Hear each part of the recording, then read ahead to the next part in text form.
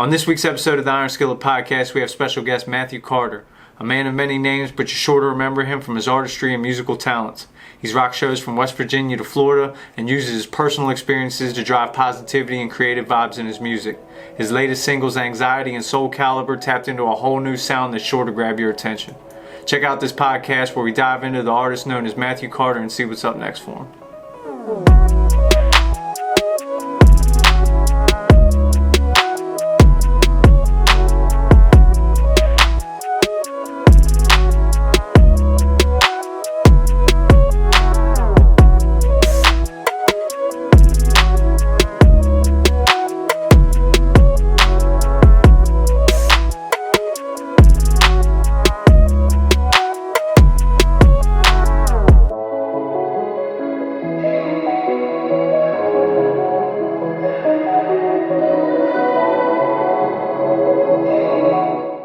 What's up, it's Shator. We're back with another episode of the Iron Skillet Podcast. We got the whole team in the building tonight. Whoa. We got my man Master Logue. You know how we rocking. T. Clem on the boards.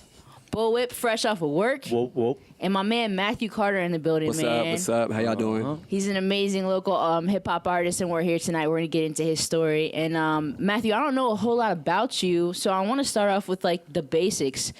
Like, where are you from? Are you from this area? And what was, like, growing up like? I was born in Leesburg, Virginia. Okay. And I lived there till I was like 6 or 7. And I was like in a total suburban ass like neighborhood and like right behind the courthouse in Leesburg. And then I moved to Louisiana, and my mom, she got married. Like she got married to this dude, and I moved to like the total ghetto. Like That's I was wild. like the only white kid in my neighborhood for like 3 years, and that's kind of where like my love for hip hop came in. That's just shell shock. Leesburg to Louisiana. Wow. Yeah, like I think we were in Raceland, which is like right outside of Houma, which isn't New Orleans. It's like, it's country, but like I was literally like the only white kid, and like that's where I started getting into like 3-6 and like Wu-Tang and stuff like that. That's wild. Yeah. Oh, yeah.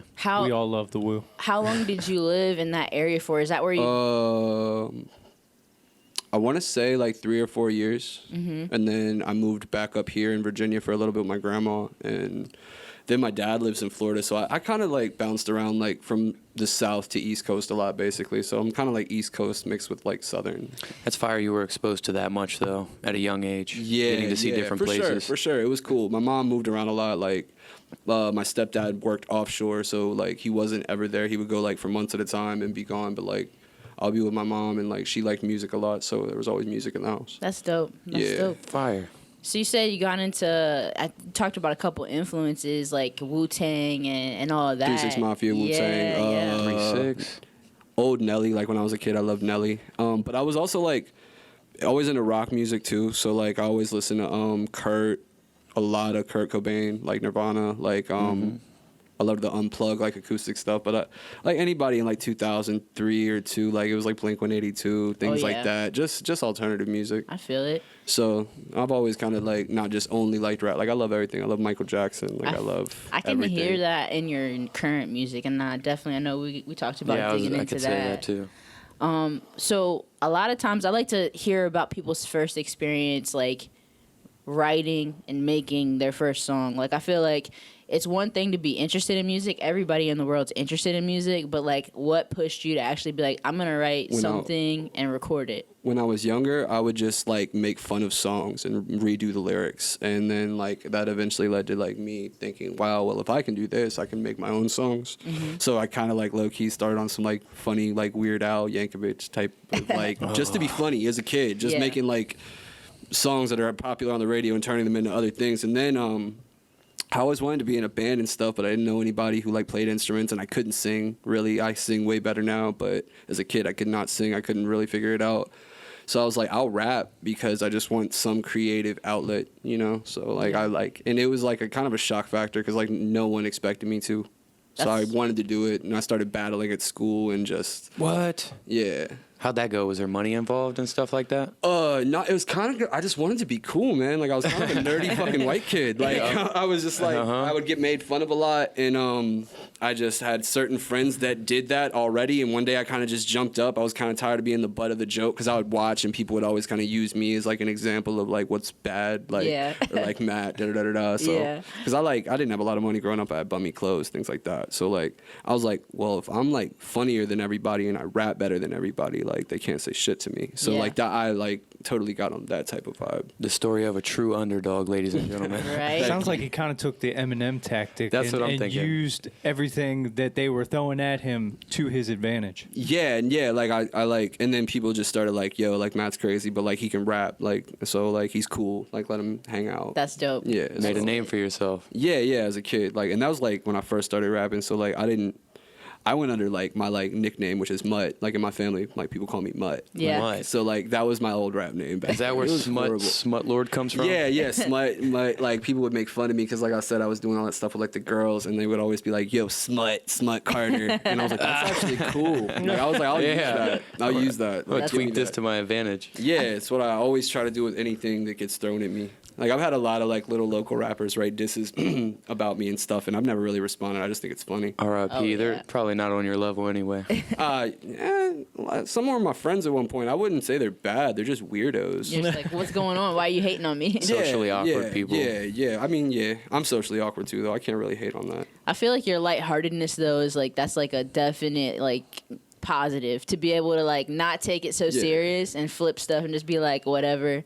I feel like that helps to be able to just kind of brush it off and push forward and keep on doing stuff. So I when I scroll back on your YouTube, I noticed you have stuff from like 2015, 2016. Yeah, that's when I actually first started recording. A lot of even like back when I was doing those shows, like I've opened up for a lot of people. I didn't even have songs out. I would just go out there and like rock the fucking crowd with no recorded track, just the beat and me rapping. That's and wild. Just it was what I knew. It was real. like I didn't really know anything. Like I was more comfortable on stage than I was in a booth. Like a studio used to scare me when I was a kid. Like I was like, once I recorded, it's forever. Like it's imprinted. Like you can go back and listen to it. Like what if it's garbage? So like I was really, really like not into recording at first, and then I got with Shock and Shock engineers. I don't engineer anything, and we were just like, well, we're gonna find a way to make you like your music, like because if you don't like your music, what's the point of you doing it? Yeah. I was like, because half of it was insecurity, the other half of it was just like not knowing how to like use my voice. Which is such a thing that I feel like people outside looking in don't understand how big of an obstacle that is. Because, like, even when you're rapping, you have to be able to, like, inflect certain things and control certain parts of it. And that's, like, a whole skill in itself. So I can definitely relate. I don't know. You want to talk to him about some of those shows, Logan? Definitely. Yeah, I want to know some of the people that you did open up for when you were first coming up.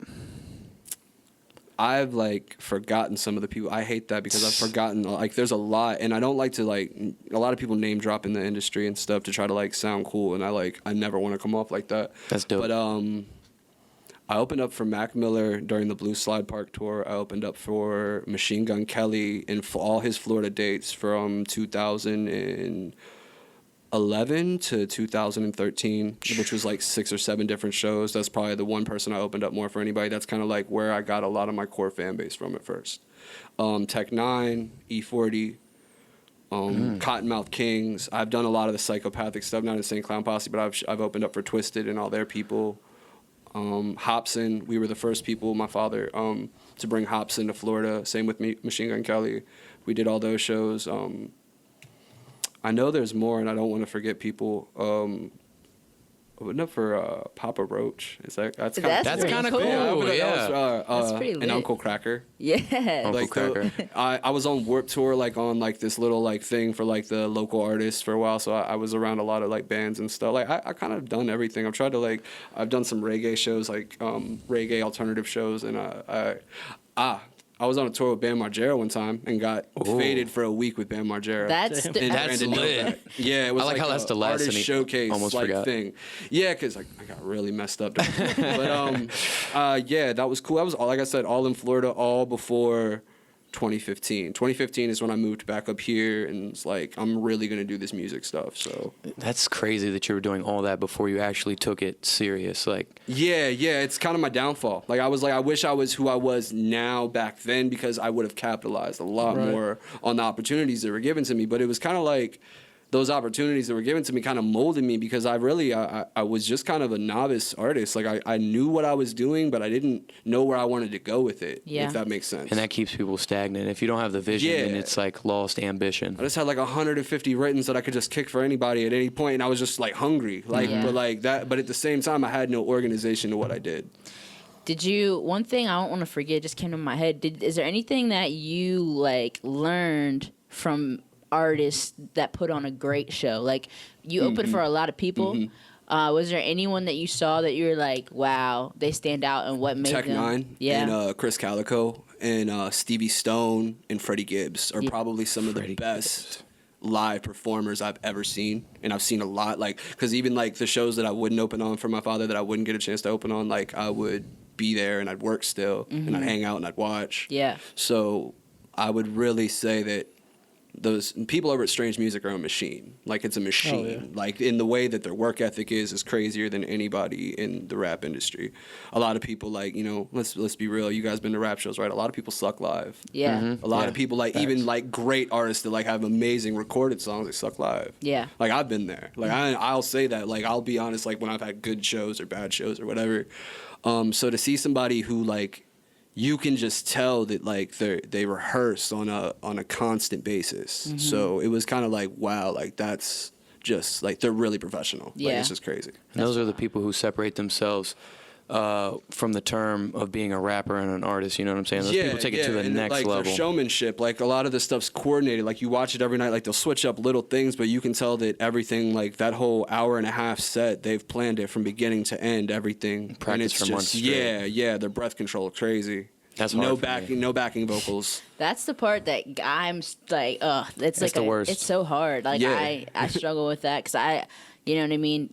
I don't use a lot of backing vocals either, and I can tell if I start moving around too much, I'm like, all right, I need to chill, or else I'm not going to be able to finish this song. So You're already 2 songs in. You're yeah, like, I'm like, oh god, I gotta chill, I gotta chill. Especially if you're performing alone, it's never easy. Like, especially like, you know, there's no hype man, there's nobody. If you mess up, someone can just like distract somebody, pick it up, things like that. That's why I like performing with Shock. Like, I'll perform alone and stuff, but I'd rather just, even if it's not a Waterworld show, like I'd like to have Shock there. You guys seem like a dynamic duo, honestly. Like, I love the chemistry between both of you I guys. appreciate that, man. Like I said, that's my brother. I've known Shock like as long as I've rapped, basically. Like, he was a part of that circle of friends that was like, yo, like, I can't believe Matt raps. Like, Yeah. So did you meet him here? Like, is he from here? As well? We went to middle and high school in Charlestown, West Virginia. Yeah. Yeah, that's where my grandparents lived. So Lit. like, I went to school out there, and we met all out there, and like, not a big rap scene out there. So like, the people that did rap were really conclusive and hung out a lot. That's dope. That's super cool. That's super lit. Heck yeah, man. I want to get into the image and how you came about branding yourself that way. I know you talked about having influences from punk rock and alternative music, but I see a lot of the reoccurring themes with the cartoons. Oh, yeah. Yeah. Yeah. Let's talk about that a little, how you got into it. I'm a nerd at the end of the day. Like, I just sit around and watch cartoons. That's part of it. But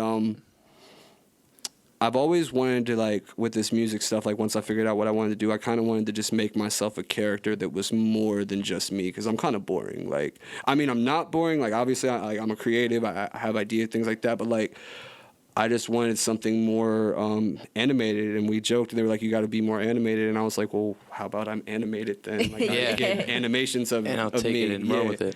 And a lot about, like, I used to be a really bad, like, I don't talk about it a lot, but I was a really bad like drug addict from 2006 to like 2013, 2014. I was really bad off like painkillers and shit. Yeah. And when I got clean, I watched a lot of during my like me kicking. I didn't get on like Suboxone or methadone or anything like that. When I got clean, I like basically laid on a mattress for 3 months and just watched cartoons and was sick. So like I felt like when I got clean, it kind of like was like weird because like colors look different, things taste like I was so far gone. Like I can show y'all pictures of me back then. It doesn't even look like me. But like I don't know, like just something about cartoons and like my first tape I used Japanese. Like I always joked, I was like, well, my life's like not a movie, it's like an anime. Like it's different, it's weird. I'm really like superstitious and into weird things, and I just sit around and watch cartoons, man. I'm not like, I don't know, like I feel like a lot of rappers like are your stereotypical rapper. Like I was like, I want to be different. I just want to be myself. Like I'll incorporate things I love in real life into my music. Yeah. I like the image. Sorry I appreciate to interrupt it. you. No, I Yeah, appreciate definitely. it. I think it's cool, and I think it's very bold and superior of you to admit that. You know what I'm saying? And overcome things like that's where the whole like pill thing comes from. That's where the whole thing, like, it's like Batman. Like, if I compare it to anything, like Bruce Wayne was afraid of bats, right? Yeah. Like, a lot of people, like, see my name, they see my, like, thing. They think it's just some random SoundCloud rapper promoting drug abuse. And, like, you listen to me, I'm not that at all. No, you're but, totally like, different. I kind of like that people just think that, because I was that at one point. You can put me in that category. I used to just be some drugged out fucking kid, didn't care, and was reckless. I've definitely been that. And it does draw in SoundCloud fans and things to that. Yeah, I mean, too. I've always loved the SoundCloud. I've had a SoundCloud forever, like before it was even a thing, like that was popular. But I created the whole like I've always like when Painkillers popped off, like I remember that was like the first recorded song that really popped off. It just it got like 10K plays in a week, and I had never done anything like that, and I had never really even put much music out, and I think it's because I had never put music out. That's why it did so well. But so that was like like that was kind of like the beginning of it, and then we used to be called Rags to Riches back in the day, me and my friends, like in our little group and things we wanted to be, and like our little label. That changed to Rhyme Capsule, and I created Lil Pill because basically, like with Matthew Carter and that To Whom It May Concern tape, I kind of like made people just look at me as like I'm this constant artist, like I bar, like I'm one of the like the rapper, like super MC, like I'll battle anyone here, and like a lot of people wanted that from me, and like that's not what I am. Like I can do that, but like I do so much other stuff that like I don't want to just make music like You don't that. want to be boxed in. Yeah, I feel that way constantly as an artist. Yeah, like I was like, I don't want to like go on here and I can rap a million large ass words and multiples like as many times you want, but like I want to make a real song sometimes too. Yeah. Like I want to rap about how I feel. Yeah. I don't want to just show that I'm really good at wordplay. Like that's cool, but like I think any artist will get bored with it after a while.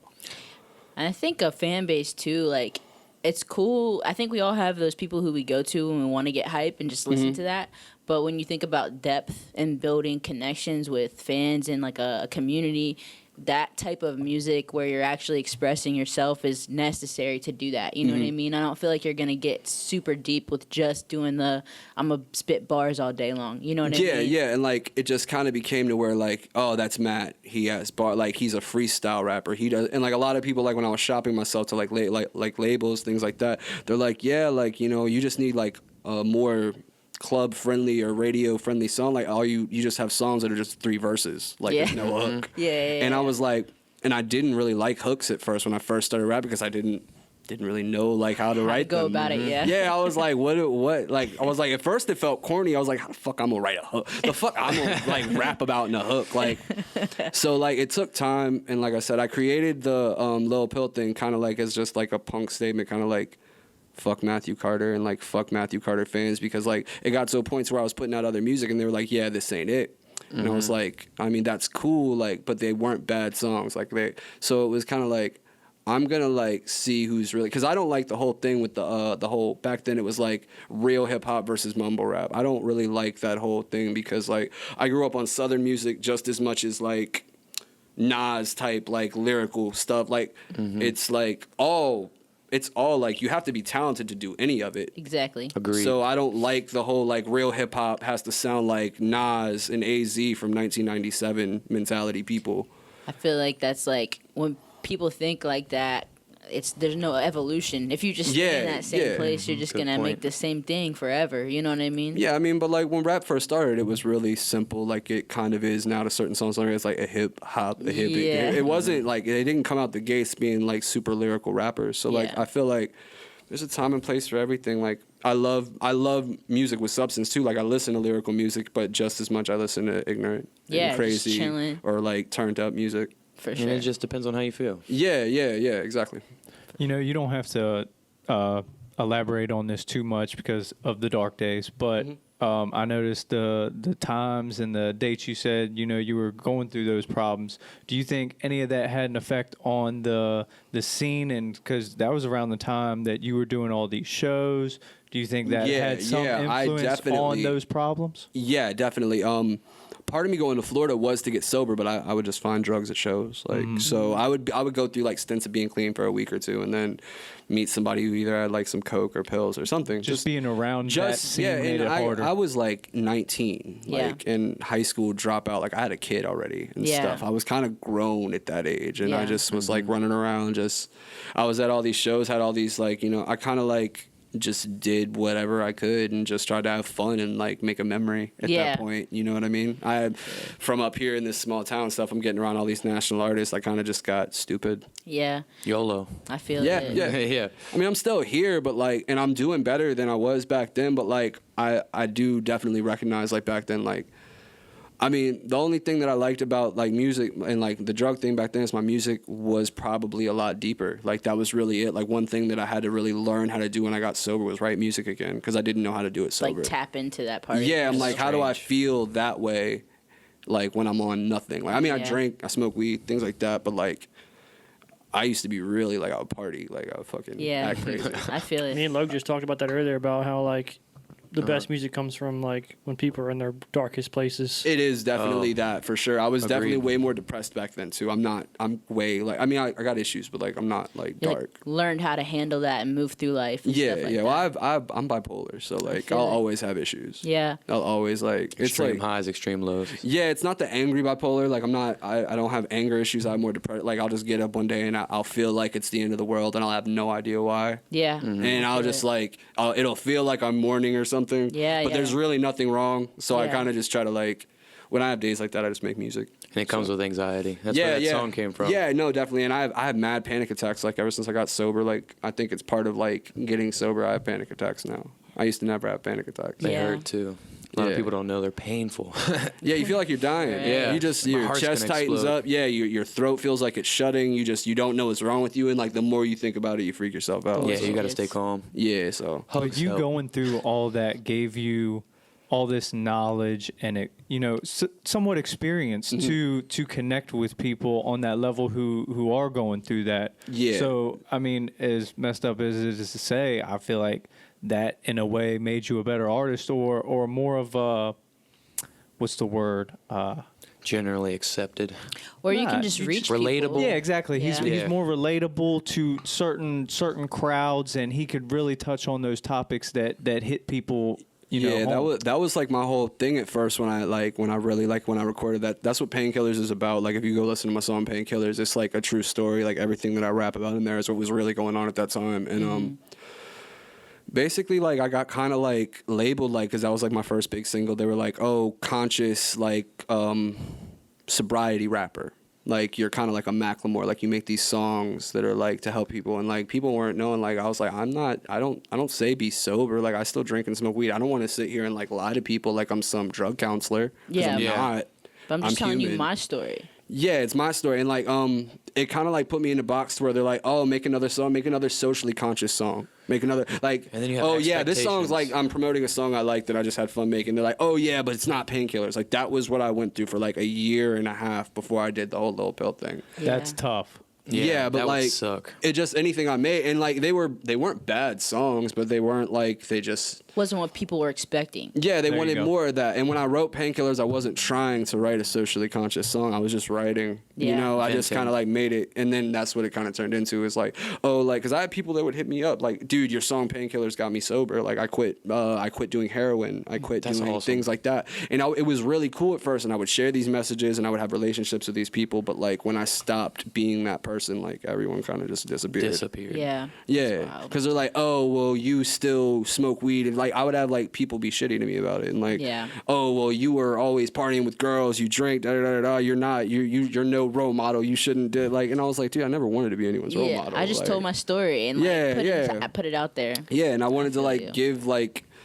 I feel like a lot of like, especially back then, like rap was like too glamorous. I was like, I wanted to do something like darker and realer. Yeah, no, for sure. Like, I like how you creatively think. I feel like it's really cool that you take people's perception of you and like put that into like, I want to be seen in the way that I feel, so I'm gonna do this. You know what I mean? Where a lot of people sometimes feel like they have to give their fans what they're asking for. So I have a lot of respect for you being like, but that's not how I feel. I'm gonna do this regardless of if it goes up or it doesn't, because this is where I'm at right now. So shouts to you for that. I appreciate that. Thank you. It was cool. Like I said, I lost, I want to say a good 30-40% of my fans when I made a little pill and people didn't even hear it yet. I was like, oh, I'm not Matthew Carter anymore. I was still gonna always be like that. I just did it to kind of like be like clickbaitty. I Like, feel you know what I mean? fish, I was like, yeah. and I was like, I'm Lil Pill now, and they were like, I had people literally hit me up like, I'm blocking you. Like Yeah, I that is believe so it. stupid. How could you ruin your career like you had so much potential? And I was like, what? Because I'm putting out and this was like 2015 too. Like everyone was a Lil like on Twitter. I was really into Twitter, and like everyone was Lil. I was like, well, if I was a Lil rapper, like what would my Lil name be? And I was like, well, Lil Pill. I was like, oh, that's cringy. Let me do that. Like let me do that. Like let me do it and make it cool though. Like I was like, if I can make that cool, I could do anything. Yeah, that's so true. So I did that, and like now I have people who only know me as that. Yeah. Like they're like, that Matthew Carter shit, I don't know. Like it's like it's I don't know. Yeah, like because they're like, I don't know, because like it's too It's too conscious, man. yeah, like they're like, that's like, I have like a little like group of like rappers that like are like in like Capsule Gang. Like some of them like I don't know in real life. We only know each other through the internet, but like they still rep and we're still part of the same team and stuff. Yeah. And like a lot of people like, man, like you need to be Matt or Pill. Like you need to pick one. And I'm just like, I really like, I'm both, bro. Like I always hype up the Pill thing because like it's for certain people. Like it's not for everyone. Yeah, for and then sure. the Matthew Carter stuff is definitely more like just mainstream or radio friendly. Like just it's like me. It's just all of me. Like Lil Pill is more just crazy and I feel you. abrasive. Like this part of you, you're trying I don't want to be like the Eminem like cliche ass. It's my Slim Shady thing, but basically it kind of is. Ain't nothing feel wrong it. with having an alter ego. Yeah, at exactly. all. I got like several. So We're about to get into this. All right, Yeah. Yeah. go ahead. So we already heard about Little Pill. We've heard this reoccurring theme throughout the whole episode, but I want to get into the other ones like Young Demon. When did Young Demon come about? that was the second Lil Pill song, and it really popped off. Like that's when I met House Phone through No Jumper, like on the internet. And I would just send my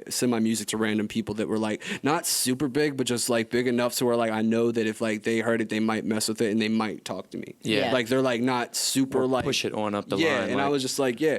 And he was like, dude, I'll repost it for you. And I reposted it. I bought a repost from him and stuff. And I just like, I don't know, Young Demon was just like, it was a bar in the song. A lot of the times if I can't think of a name for the song, I'll just use something I said, like a phrase from the song. you Yeah. just turn it into the title. Yeah, that's what happened with the freestyle the other day that I dropped. I didn't know what to call it, and I wanted to put it out. And I hit Top Up. I sent it to him. He's like, man, that's the one. You need to put that out like right now. And I was like, I don't know what to call it. He's like, make it something catchy. And I ended up calling it Kaneki, like a name from a character in an anime. But like a lot of the times, I don't know what to name my songs. It's hard. It's really hard work. Yeah. Living Dead Boy is the next one, and that obviously, Yeah, that was an album. That's a great. I love that nickname. Like that to me like was like when I wanted to get more on like auto tune, emo, acoustic stuff, and I was like, what am I gonna call this? And the project isn't just that, but like it's more like Living Dead Boy, and like that's basically like my serotonin's fucking depleted. I feel dead half the fucking time. It's hard for me to even,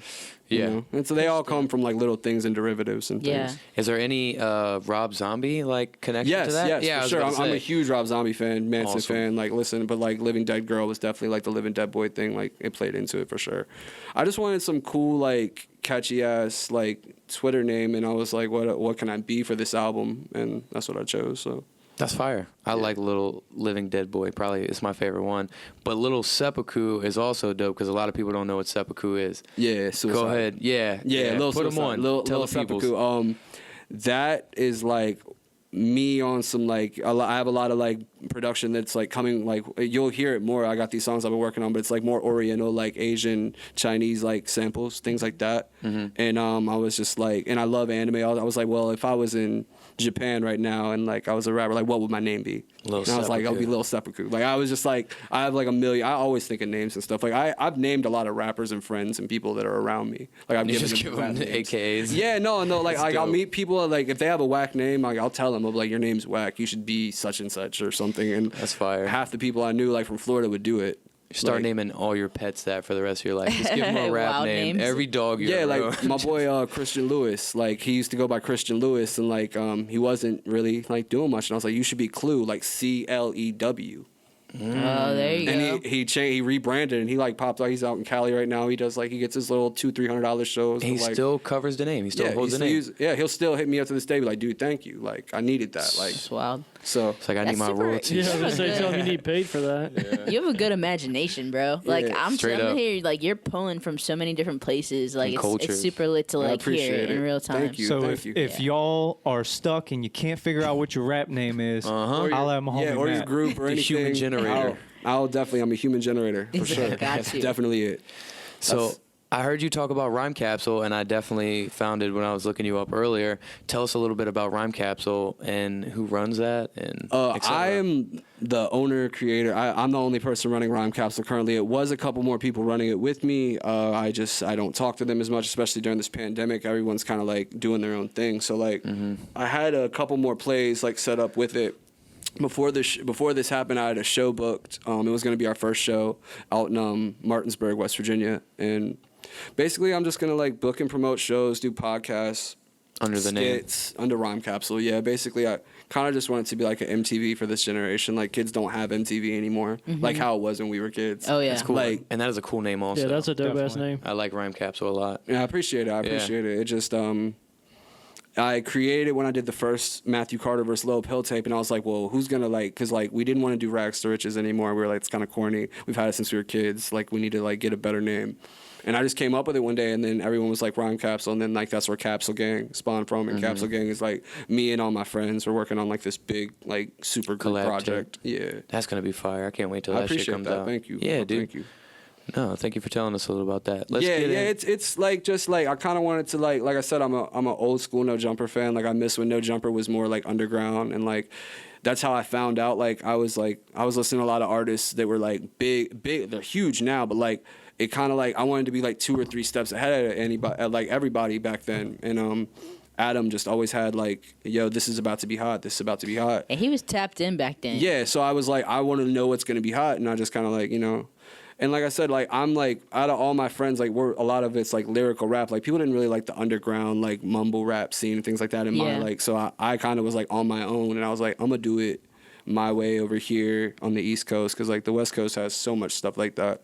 I don't think on the East Coast there's really anything. Yeah, I Nothing. noticed like so much more diversity out there and so much more willingness and openness for things to sound different. Like it's not just immediately like, get out of here. It's like people are willing to like listen and be like, oh, okay, I see. Like you're starting to do something different. So Yeah. I feel you. LA is cool. I went out there. I stayed out there for a week, and I just ran around the whole time. I barely slept. I kind of just wanted to like soak in all the culture, because Yeah. it's way different. It's like the polar opposite of here. Like you feel like you're like, wow, like it's like home, but it's not. Like there's just a lot of like weirdness in the air. Does it feel like you're in a movie? I feel like Sorta. so much is I saw going so on. much stuff that I like knew from GTA. I was like, Yeah. wow, this is real. Dude, that's exactly what I said when I went to Cali. Yeah, I was like, bro, like this is real. Like I've been here on this video game. Like this is crazy. That's wild. And I was with House Phone, and like I said that shit out loud, and he just laughed at me. He's like, bro, you can't be saying shit like that when you're out here. But that's how it feels. I was like, bro, like this is crazy. And I went to the studio with him. We half finished a song. It never came out, anything like that. But I was gonna have a song with House Phone back then. That was tight. It's a cool experience, even Yeah. though like just to be able to be like, I'm out in LA in the studio making music. Oh yeah, like, I was definitely flexing on everybody, and everybody was like, yo, how did he get to LA? Why is he at the No Jumper thing? Da, da, da, da.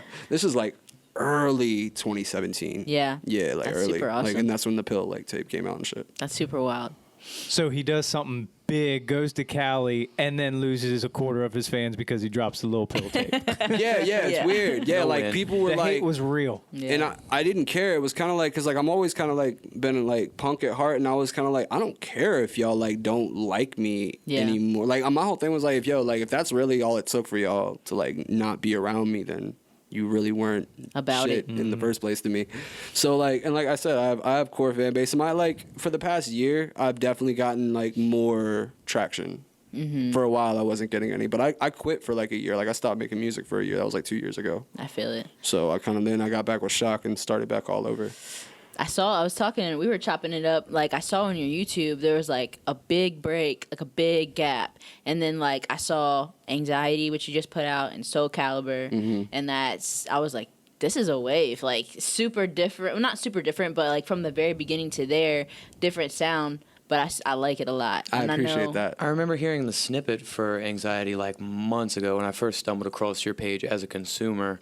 And you just released that song, or has it been previously released as a single, or it just Anxiety's been out for over a year. We just As a single, right? actually did the video and stuff because I didn't know anyone to like do videos at first, and then Shock was like, "Yo, get Top Flight," and at the time, bro, I just started making, like, I just started getting my budget correct. At the time, I was like, I can't afford that. When I get my budget right, I will. And, like, you know, like 6-7 months later, I got my budget right to where I could just start moving the right way. Yeah, that you wanted to. For sure. And, yeah, like, I plan to do way more videos, more solo videos. At first, like, I kind of just wanted to do the singles with Shock that did well off Waterworld, get my, like, feet wet. Like, you know, I'm still, like, it's, like, I'm still growing. Like, I know where I want to go with it, but like I'm excited at the same time. Like I'm nervous, but I'm excited. Yeah, because you have so much like opportunity. I feel like. Yeah, and I want to do it right this time. So like with like these next couple of videos, I'm gonna really step it up. Like those videos are cool, but like I don't want to. I'm not talking crap on them, but I'm really gonna step it up another notch. As you should. The imagination you have, like I can only, you know what I mean? Like it's probably gonna be some super cinematic stuff, man. Yeah, and Top's amazing. Like God bless Top. Like the past couple like you know experiences, because if like me and Shock just kind like he showed up. We really didn't have plans for the videos. We were kind of just like, we'll do whatever. Like let's go here. Let's just go here. Let's just do whatever. A lot of my work from here on out is gonna be way more planned, and I'm gonna have more treatments for my videos, things like that. Dope. So be on the lookout. Yeah, for sure.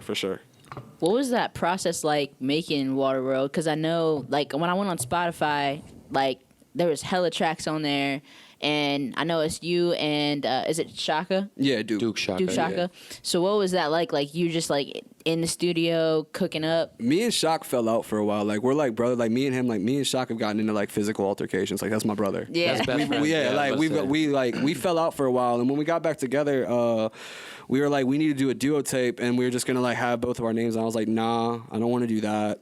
Let's just call it something cool. And like Guac, like his thing, like they kind of invented, like, you know how everybody says wet? They were doing that in like 2009. Like they were saying that.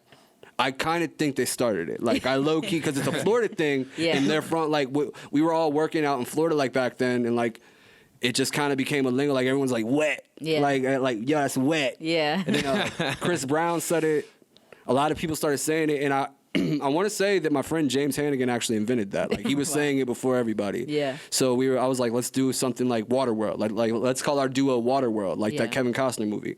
So like It's a weird movie, by the way. Yeah, and like, but like it's kind of cool because like we played it into like the Dragon Ball Z thing and like used Namic, which was a world that was made of water. Like we kind of like I went so many different directions with it, but I wanted it to be unique. It's like subliminal that only people who knew that backstory would know that. About The project. and like me and Shock, like the first Waterworld, it was just like a bootleg picture of like Piccolo and Vegeta, like, and like he was like, we'll try with the next one. Like it doesn't matter, like, cause like we just started working together again. And he was just like, he put it out, and it was just some shit. I was like, let's get some better artwork, man. He's like, yeah, you're right. Let's do Waterworld 2. And then a couple months went by. Shock just came through and stayed with me for like a month, and like that's when we did Waterworld 2. I ghostwrite for other people. I wrote a lot of music for other people. I do that for like little cash here and there. I just did a bunch of work, and then one day I just woke up and I was like, Shock, let's do Waterworld 2, and we did it in like 3 days. That's dope. Like 72 hours, just like being up like straight, just like easy money. Half of it's freestyles. Like half of it's just like, all right, I don't even know, just put the beat on. Like I'm gonna just go in and like we'll vibe, and whatever you like we'll keep, and then we'll chop it, and I'll punch in, figure something out. A lot of it like with Happy, we had that hook. We sat on that hook for like 3 or 4 days, and like I was like, dude, like we're making this way too much. Let's just freestyle verses until we find what we like. Yeah. And that's kind of how Happy was made. Like things like that, you know. That process reminds me of like Tory Lanez when I see him like on live, like going through his process. Yeah. Like Tory's crazy. Yeah, dude, he's wild. Nasty. He's wild. Dude can sing. It's definitely on it. Yeah. I'm jealous of singers, man. I wish I could sing better. I'm still learning. Like, I'm still, like, in a process of learning how to use my voice. Like, I got more I want to do and more things coming that are, like, you wouldn't even believe it's me. Yeah. That's kind of, like, what I want. I like the shock factor. Like, practice day and night for singing. Like, yeah. There's no letting up on that shit. Yeah, exactly. And then if you do it too much, you lose your voice. So, yeah. Like, you learn that the hard way? Yeah, I've lost my voice, for sure. Just, especially when I first, like, I had to learn how to scream. I got a couple of, like, rage tracks where it's just, like, screaming. But it's, like, it's still melodic and everything. But, like, I had to, like, really learn how to push my diaphragm and, like, from the bottom of your stomach. Yeah, and like learn how to do all that and breath control, and then figure out how to do it live because like I have a way bigger place now, so I have space to rehearse. That's dope. Fire. Yeah. That's super dope. Talk about the guac people. I don't know much about gaining them. wisdom and knowledge is what guac stands for. So it's an acronym. That's dope. And that's like Kush, which is James, like my boy James Kush Manyan, and that's the guac lord. He invented like the guac lingo. Guac, like he came up with all of it, and then Shock was kind of like the artist out of all of it that was like you know how A$AP Rocky didn't make up A$AP, but Rocky was like the artist that they he put. was the front line. Yeah, he like was Shock was like yeah, because Shock's crazy. He's a machine. Like Shock's like a walking like you know like he's an artist, singer, dancer, producer. Like he does everything. So and like he engineers. Yeah, and he engineers, and so like he just does everything. So we were kind of like everybody was like, if anyone's gonna pop first, it's gonna be Shock. So we all kind of rode that way. Put everybody behind Shock. Yeah. So and it's still I don't want to say it's still like that because we're all older now. We all have our own thing going on, but as kids for sure. We definitely tried to push Shock the most. That's dope. That's cool backstory too. Yeah. They're out of Florida or they're here too? Yeah, Florida, North Carolina, South Carolina, and Virginia. Heavy. Yeah. That's a big team. Yeah, and there's mad people that I don't know. Like I only know certain people. Like Kush, I met through the internet, but Kush came and stayed up in my house for like a month, and like we like vibed. I've known Kush on the internet forever, like 'cause it's DJ's other best friend. That's dope. That's so cool, man. Which is Shock. It's crazy, the internet, man. You could be making like real lifelong connections through the internet, just randomly come across Most somebody. of my connections are from the internet. Yeah. I don't really socialize. I don't go out. I'm not a club guy. Like I don't go like before the whole social distancing. Like I wasn't at the strip clubs. I wasn't at the club clubs. Like it's just not my thing. So you're like, this ain't really affecting me too much. Like I'm just chilling in my crib. I work from home anyway, so like my lifestyle has not changed at all. That's wild. It's dope. What do you do for work, if you don't mind me asking? I run a little studio out of my crib. Oh, cool. So Yeah. you probably make good money doing that. Yeah, people just rent my studio out. I don't mix or anything. I was like, obviously you need someone to mix here, but I have the space and the equipment, so why That's not? dope. yeah. Cool, Hell man. Yeah. Well, I know you said you had some shows lined up that made this whole thing kind of crush that. Yeah. What's your thoughts now? Like with everything that's going on, what you're trying to do, like 6-8 months out. Like, what's your thought process now with everything? Definitely more rhyme capsule events. I'm gonna just push artists that are like that I believe in. You know, like people that are my friends and that people that I've like met online that are just really good people. Yeah. So I want to do that. I want to do more videos, and I just kind of want to like really, you know, work on my first real album. Like I put out tapes and stuff, and then I put out a duo album with Shock, but I've never had a real solo album. Yeah. Yeah. Which would be fire. I think everybody's going to love that when that comes out. Yeah, and like You should call it Little Asshole. Yeah, something like that. Something like that. No. The real album itself is it's funny because I came up with this name before the pandemic and everything. It was called Pandemonium, and that's like the first album that I'm really like working on. And I put that on hold and started working on the pill tape because it's just more where my head's at, more where the production's at that I'm finding that I like. I was like, so the Matthew Carter like album will come, but like right now I'm just doing one more like project on SoundCloud. I feel it. So where does Illuminati fall into place with that? Is that going to be the album? That's the name of the album, man. The solo album? Yeah, solo album, and I'm gonna do a little clothing line with the album, a little like drop, like a merch drop, and that's like the name of the merch. Is it gonna be the capsule? Oh, it's gonna be Illuminati, and that's gonna be the name of it. Yeah, with the album drop and stuff. So I'm gonna do that, and yeah, like Illuminati's gonna be crazy. I put out one track from it, but it's 6 tracks, and the other my first album will be 7 tracks. So, it's like I got a little bit of music coming. That's awesome. Cooking. Heck yeah. Taking this time to cook up. Go ahead and tell the people where they can find you at on all platforms. SoundCloud, which is basically where you can find the meat of all my music, which is soundcloud.com/I am Matthew Carter. Instagram, Matthew Carter 13. those are basically the two main things I use as far as my music right now. I do have a YouTube channel, which is youtube.com/MatthewCarterTV, which is basically where I'm only going to be dropping videos from now on. I used to drop singles on there and stuff, but they just weren't getting as much traction, so I'm just going to strictly keep it visuals. Smart. Yeah. So you don't dilute it. Yeah. Overly And like if I said, certain people just don't like SoundCloud though. It's kind of strange. Like they're right. I miss when you put more music out on YouTube. I'm like, it's a track, man. Yeah. You can play it either Same way. It's just a thing, different app. People just don't want to download the app. It's like literally boils I'm down pretty to sure. I that. don't think you have to download the app to even play it. Like if you To click the stream it. link, it just comes up on your Explorer and just plays, right? I'm pretty sure. I think It's it's different. different. Yeah, for like different phones, I think too. Yeah, that makes sense. I don't know.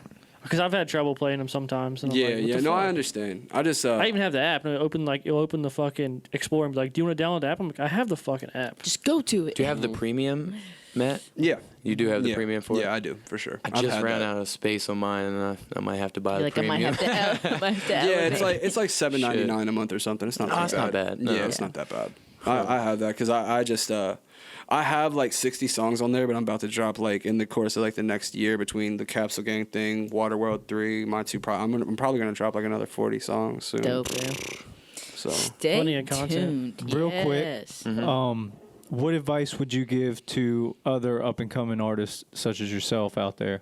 Like how do you think, what advice would you give them to help them out? if you're trying to become an artist in this day and age, definitely branding is the most important thing. It's something that I'm not even as good as I could be at.